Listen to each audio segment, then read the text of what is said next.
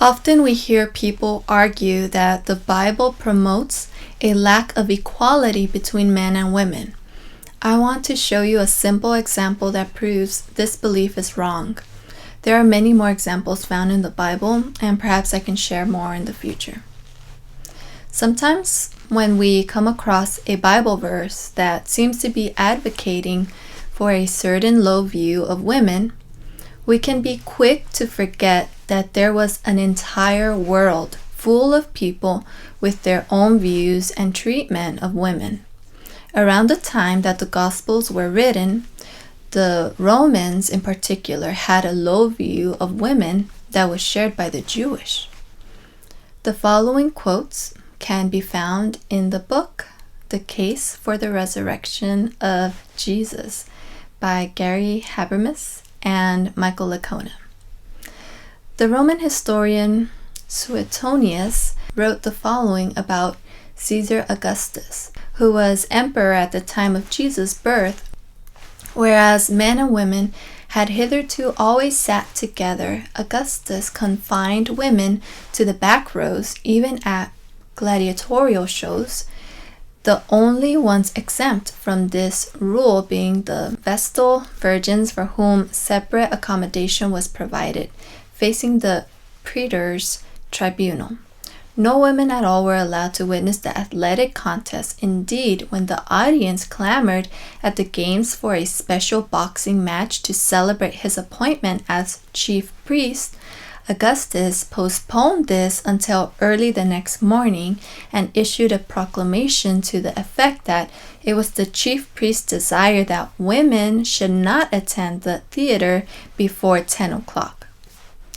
Josephus, a Jewish historian, wrote, "But let not the testimony of women be admitted on account of the levity and boldness of their sex, nor let servants be admitted to give testimony on account of the ignobility of their soul, since it is probable that they may not speak truth either out of hope of gain or fear of punishment."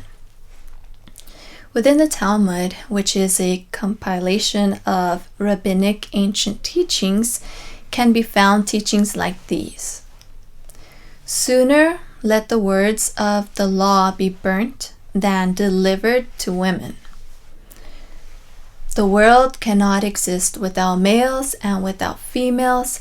Happy is he whose children are males, and woe to him whose children are females. Any evidence which a woman gives is not valid to offer. This is equivalent to saying that one who is rabbinically accounted a robber is qualified to give the same evidence as a woman. The last quote suggests a woman's testimony is on the same level as that of a robber.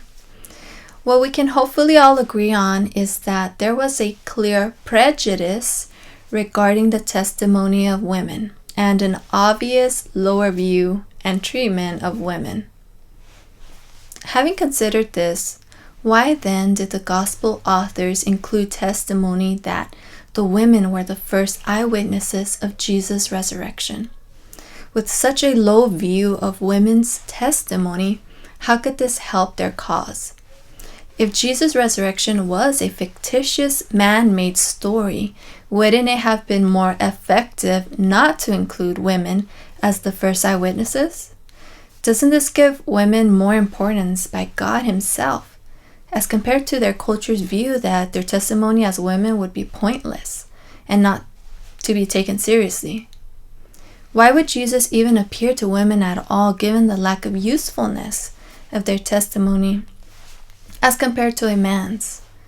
Wouldn't the low perception of women align more with a story where men were the first and even perhaps the only ones to whom Jesus appeared to? And yet the gospel writers included the women's testimony in all 4 gospels, as opposed to the men's testimony of having seen Jesus, which was mentioned in 2 gospels. Inclusion of the women's testimony made a statement then, as it still does today. No matter how lowly their testimony would be considered during the first century, It was still included and considered as eyewitness testimony and written side by side to that of the men's.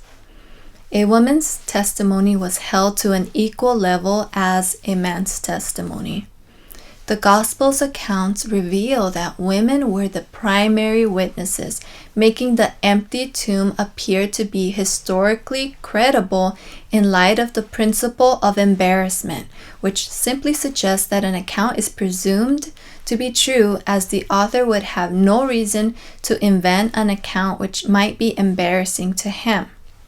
So how did the Gospel authors view women given their inclusion of their eyewitness testimony? The Gospel authors held a high view of women given that they believed the women's testimony as true. They included it despite the first century's prejudices of women's testimony, and they did not censor them in the process of documenting and sharing the account of Jesus' resurrection. The inclusion of women's testimony of the resurrection of Jesus should reveal to both believers and non-believers that Jesus, as well as the gospel writers, promoted a new high view of women. To sign up for my monthly newsletter, go to susanmorales.org. I'll send you one email at the beginning of the month with the links to all last month's Christian life or music videos I made, blogs I wrote, some encouraging thoughts on starting the next month, and recommended resources.